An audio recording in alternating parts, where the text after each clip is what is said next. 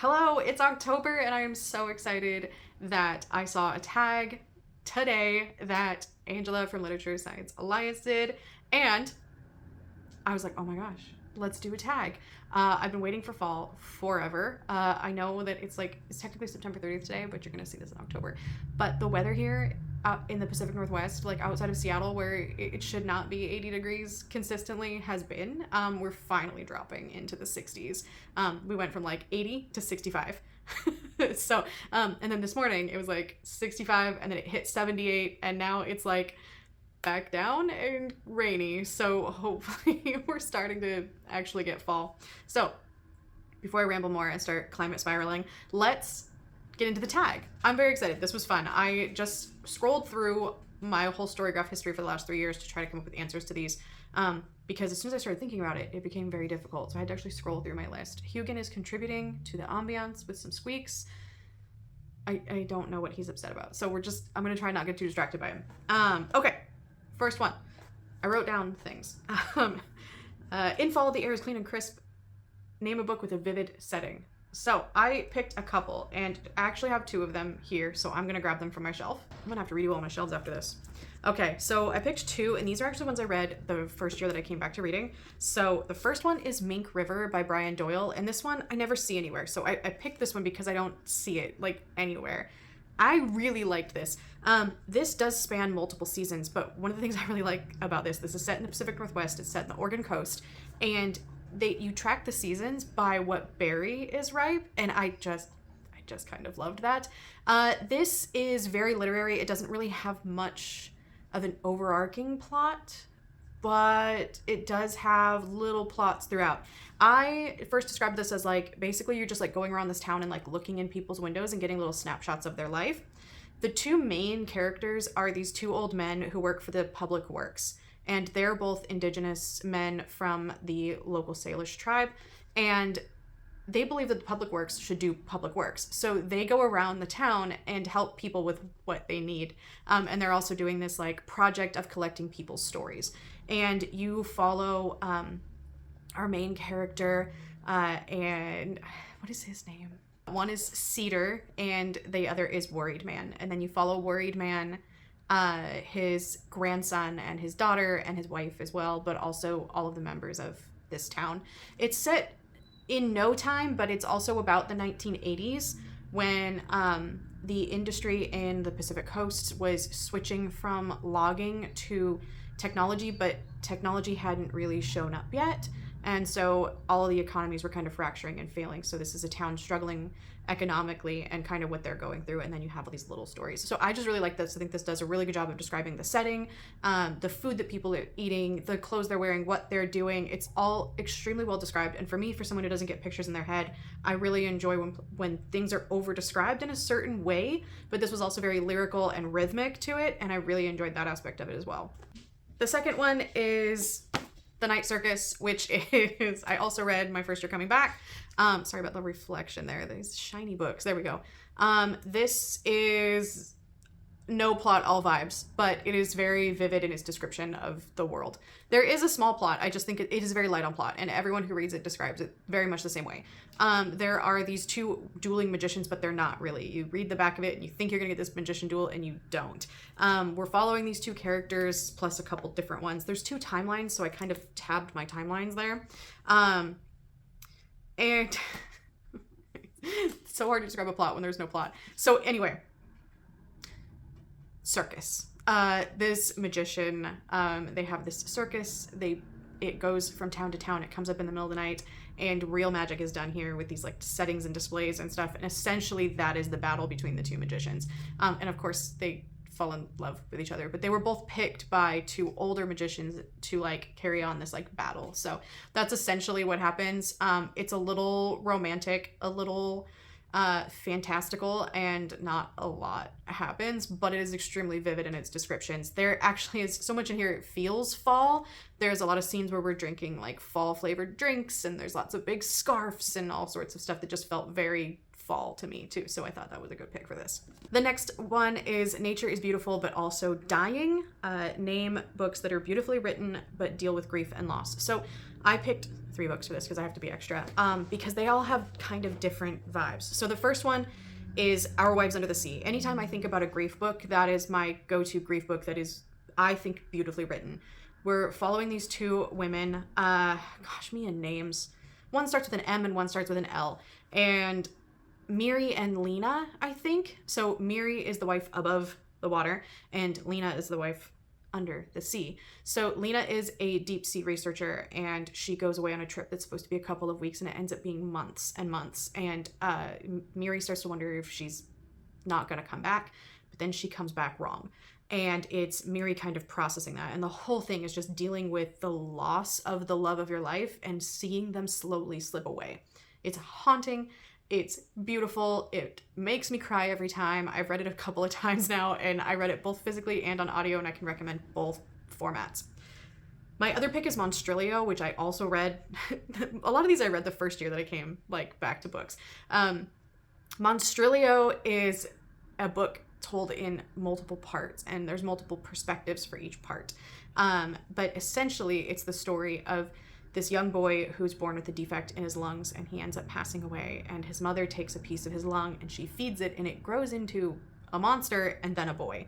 And the story is told from her perspective, her husband's perspective, her best friend's perspective, and then the boy's perspective. And so we're following him as he grows up and learns who he is, but we're also dealing with the loss of him and the loss of what he could be in order to come to terms with who he actually is, which is very, very interesting. I really like it. And then my last one is a self-published book from a mutual on Instagram who I really, really like her book so much. It's called You I Lie With by Megan Davis, and haunting. This is a short story set in the apocalypse. It's essentially like if you watch any disaster movies and you're like, oh, there's a couple over there in the background, what is their story? And so she's telling their story. And I can't really tell you anything about it without spoiling it, other than that it is so many people are just like sobbing on Instagram at the end of this book. I didn't have that big of a response to it because I don't sometimes, but it is very much heavy on the loss of the love of your life and the loss of your life. So yes, those are my 3 for that. So the next one is Fall is Back to School, a nonfiction that taught you something new. So I am trying to read a nonfiction every month this year. I don't think I've quite done it, but I've read quite a few. And I do always try to reach for topics that I don't know a lot about so that I can learn something. So I have 3 again that I picked. And actually a few of these I read this year. So I'll start with the first one that I read last year, actually, that I read as an arc called In Common With. And I can't remember the author's name. But this is about the fish wars here in Washington State and Oregon, but mostly focuses on the Washington State part of the fish wars. These were in the 1970s, and essentially the background is there is a treaty between the state of Washington and the tribes that inhabited the land before colonizers came. And that treaty ensures that they have fishing rights and hunting rights. And in the 1970s, the state was essentially evicting tribal members who were exercising their treaty rights to fish from the rivers, arresting them, jailing them, not allowing them to fish. And this follows the court cases that led to the establishment of the salmon in Washington State being co-managed by the tribes and the state government. So it gives the history from the perspective of someone who was there on the side of the Department of Fish and Wildlife, which back then I believe was just the Washington Department of Fish. And it's from his perspective of working with Billy Frank, who is the leader who got this whole movement going and was a big part of all of the judicial system stuff. So I really recommend this one. I think there was a couple that came out last year because last year was the 50th anniversary of the fish wars and the Bolt decision. And so this book goes through a lot of that history. So if you live in this area, I really, really recommend reading it because I think everyone, especially anyone who fishes, should understand the history of the fishing rights. Right now, fall is salmon season. So it's very timely to read about the fishing rights. Everyone's out there fishing for salmon right now. So now it feels very timely, which is part of why I picked it. The other one is Jesus and John Wayne, which is just always on my mind lately with everything going on in the news. This is basically how evangelicals like took Christianity and twisted it to make it kind of the way that it is now, and also how they used it as a political movement. And now you see things like what is happening currently in the administration. So timely. So I was raging while reading this. I grew up fairly in this. My parents were always kind of on the side of things, but this kind of put a lot of understanding onto certain things that I didn't have understanding for at the time. And the last one I actually have a copy of. This is Eve by Kat Bohannon, How the Female Body Drove 200 Million Years of Human Evolution. And I'm an evolutionary biologist, but not focusing on humans. My focus was on developmental biology in fish. So I learned so much in this. Some of it I already kind of knew.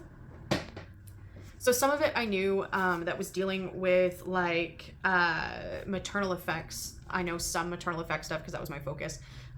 But essentially it starts off with milk, I believe is the first chapter. So it basically talks about every innovation in human evolution, every innovation in mammalian evolution that led to humans existing. This was a great audiobook. That's how I listened to it, or how I read it as I listened to it. I had to buy myself a copy because I want to go back and reread it. I learned just in the first chapter so much about breast milk that I never wanted to know. And as someone who does not want to have children, I learned so much that I probably never would have learned about my own freaking body. Like stuff that I've never... I really like this. She does a really good job of making it inclusive as well, using gender neutral terminology where appropriate, highlighting the lack of studies on trans women and our understanding of developmental impacts on wide groups of people, including trans women and people of color who are not included in these studies, non-binary people and all of that, because we do talk about the brain differences a little bit and how the lack of inclusion of trans women and non-binary people does affect our understanding of gendered ideas of brain morphology and neurobiology, and if there is these differences that claim to exist. So fascinating read, and I really recommend it. Okay, I'm gonna try and move a little faster. Otherwise we're gonna be here forever. So the next one is In Order to Keep Warm, We Spend Time with the People We Love. What's a fictional family or friend group that you'd want to be part of? I struggled with this because I don't read a lot of like found family type books. Like I just, it's not really my trope. I tend to read things that are grim and disappointing. So like when I think of groups of people, I'm like, I never want to be with them. Like I don't want to be with the people in the Blade itself. Like I don't really like, I don't want to hang out with Glocta. Everything I read is so grim. Like a lot of things that I read are so grim that I was like, it took me a minute to figure it out.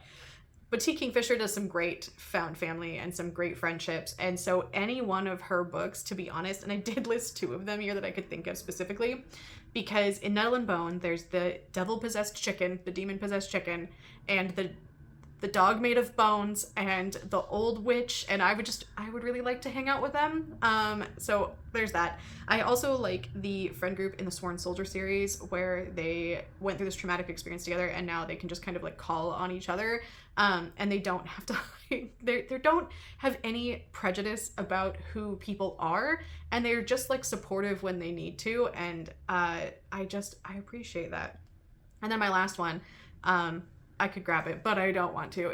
It's the Kaiju Preservation Society, because again, a friend group that kind of came together because they had to, like a close proximity requirement. They're all scientists except for Jamie, who just lifts stuff, and they just kind of like super inclusive and accepting, and also to have my student loans paid. Yes, please. So that was that one. The next one is The Colorful Leaves Are Piling Up on the Ground, a Stack of Fall-Colored Spines. I grabbed these for you. Ta-da! I don't think a lot of these are very fall. They don't want to focus either. There we go. So these are my red and yellow and orange spines, and they're kind of heavy and I don't want to drop them. So here you go. Next one. Fall is perfect for fireside storytelling. I switched up the wording of that probably. a book where someone is telling a story. So I kind of struggle with this one as well. My favorite for a book where someone is telling a story is Dracula. Like, epistolary stories are, I really like those. This is told through journals and like letters to people and all sorts of stuff. There's that's probably like one of my favorites. I really enjoyed listening to that too. I got one with a good audio narrator. But I have two that are that work as well. So the Singing Hills cycle, all of those definitely work because in each of those someone is telling a story to Cleric G so that they can record them. So if you haven't heard of the Singing Hills cycle, the first one is Empress of Salt and Fortune, I believe. I'll put it there. But you have Cleric G. They are a cleric for the, I can't remember. They're essentially, they travel around and collect people's stories. And that is the whole series. Each one is them visiting a new town and collecting a story. And I find those so satisfying at times when I just want to listen to something that I know will be short and it will be interesting. And I kind of know that it's going to follow a plot beat where everyone comes out alive because there's so many more of them. So, the Singing Hill cycle. The next one is that I think kind of counts. This Is How You Lose the Time War? Kind of. This is told in letters, like they're writing letters to each other. But in each of them, they are kind of telling a story. Like in some of the letters, they're making up stories for each other. So if you have not heard about this, read it. If you like things that are very no plot. This is two women who are both members of warring communities, and they travel through time and try to sabotage the other one, and they eventually fall in love because one starts writing letters to the other that's basically like, aha, I got you, and the other one's like, no, you didn't, and then they kind of fall in love with each other. So I enjoyed this. I think this fits. Let me move stuff that I didn't put back. Okay, a couple questions left. Good. I'm not doing too bad on time. The dog is unhappy. I don't know why. Okay, the nights are getting darker. Share a dark and creepy read. Okay, I have a lot of options for this because I read dark and creepy things. So I picked things that I don't see on here very often. So my first one is Pinata by Leopold Goot. This one is very fall, and it is set mostly in Mexico, right around October, November-ish, I believe. We're following a woman who is moved down to Mexico to do a reconstruction on this old cathedral. And while she's down there, her daughter finds something that she should not have found. And things start happening that get them like sent off the project and sent home, and then things keep happening. So, yes, I really liked this one a lot. And then I have Lone Women by Victor Laval. This one I always think feels fall, and I think it might be the cover colors, but it also takes place over multiple seasons. So following a woman who is leaving her family farm in the very beginning, and she's got this really heavy trunk, and she's going to Montana, because in Montana, I don't know, in the book, there's a thing where essentially they misworded who could buy land by not saying any man, they said anyone. So our main character, whose name I can't remember, being a black woman, is able to purchase land in Montana. So she's like, I'm out of here, I'm leaving California, I'm gonna go purchase me some land in Montana, and I'm gonna do it on my own. And she's got this trunk, and there's something in the trunk. And we have kind of like a little bit of like a found family thing with these friends that she makes, and there's all sorts of like tension with the men around her that culminates in what was in the trunk. I really enjoyed it. And then I have Leech by Huron Ennis, and this one I think kind of goes into winter too, but it does feel very like end of fall to me. I actually don't remember when it's set, it just feels that way. But we have this doctor who's getting reassigned to a new location because the old doctor died, and they start investigating the doctor in this manner, and there is a being there that is like taking control of people, maybe, kind of, and our doctor is trying to figure out what the heck's going on. And then we start to learn things about who the doctor actually is and what happened in this world. And it was a very good debut, I think. I really enjoyed it. I think the last little bit of it could have been kind of cut off. But up until like the first 3 quarters, I was really, really enjoying. And it was like on track to be a 5. And then it kind of bumped it a little bit down with the ending. It kind of drug it out quite a bit. But yes. And my last one is one that I I talk about a lot and I never see anywhere. Grey Dog by Elliot Gish. This also is epistolary. This is told in journal format. This is a debut by a small press, published by a small press, and feminine horror, queer feminine horror. So our main character, we're actually set at the end of summer because we go from August into November in here. So we go through the fall. And our main character is a teacher who's about to turn 30 and she's been assigned to a small town. And she has a tragic backstory and finds herself very attracted to the pastor's wife. And she does this slow spiral into madness and makes friends with the local widow who people disapprove of, and at the same time she's being haunted by something in the woods. I really liked this. This is probably for a very particular reader. It is very slow. We get a lot of just kind of sitting with what is happening to her until we get the reveal at the end, which is very satisfactory, but we get a lot of like creepy things and creepy scenes leading up to it. I will say, this has a very graphic depiction of a miscarriage in here, so if you are sensitive to that, I would not recommend it because it is very graphic. So yeah. Also, there's some dead animals. Nobody kills an animal on page, but there are dead animal descriptions. So, but Grey Dog. Okay, this one was harder because now the days are getting colder. Name a short, heartwarming read to warm up someone's rainy, cold day. I don't read a lot of heartwarming things, but I had one suggestion. Also, I just bought this cover and maybe I kind of want to show it off. So this is the Monk and Robot duology by Becky Chambers. These are probably the most uplifting things that I read. I always feel fall when I see the covers because the color schemes are fallish. I don't remember when they're actually set. And there's nothing about this challenge that says things have to be the fall, but I just want them to be. So, here comes the dog again. He's gonna whine for his dinner some more. It's not time yet. You need to wait. So, Monk and Robot by Becky Chambers. We follow a tea monk who decides to become a tea monk originally. So in the original thing, our sibling Dex is our monk, and they decide they don't want to be the current type of monk they are, and they want to maybe try to be a tea monk. So they start traveling and they start selling people tea and listening to them, and then they decide that they're kind of struggling with that too. So this is a story about overcoming burnout and finding your place in society, and then the sequel continues on with that story. When Dex goes off into the woods by themselves to kind of just figure themselves out, they end up meeting a robot. And this is a post-robot world where the robots are wild robots. So, whoa, Jesus Christ. So, just through the book. So it's the two of them kind of going through, they're finding their place in the world. The robot keeps asking, Moscap is his name, and he keeps asking, it keeps asking, what do humans want? Because it wants to find that out. That's its question.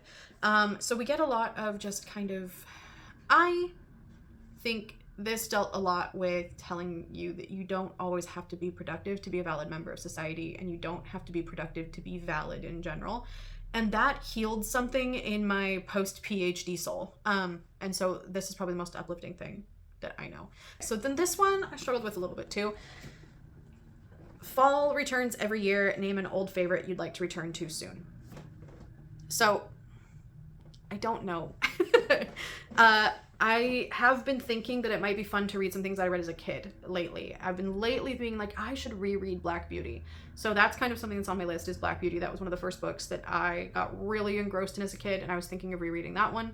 And also, every time it starts to come around to winter, like as we get closer into like November or December, I start to kind of want to reread his Dark Materials. I have a really cool bind-up. I have this really cool bind-up that I got when I was in the UK, and I read it all. I read this all as just one book in like October of 2016, I want to say. I'm pretty sure. Or no, I think I read it all in November. I read it all in November of 2015. Because that's when I got my arm implant the first time. I read it all that weekend.